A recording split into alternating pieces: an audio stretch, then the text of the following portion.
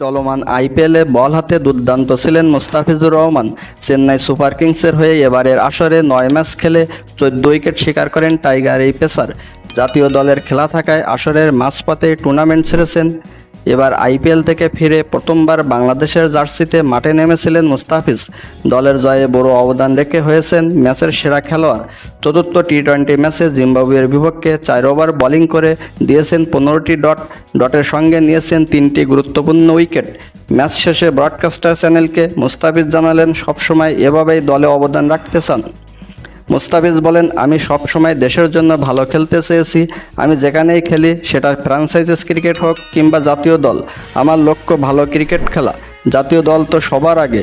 Wicket কিছুটা slow ছিল, সত্যি বলতে আমার পরিকল্পনা বাস্তবায়ন করতে এটা আমাকে সাহায্য করেছে।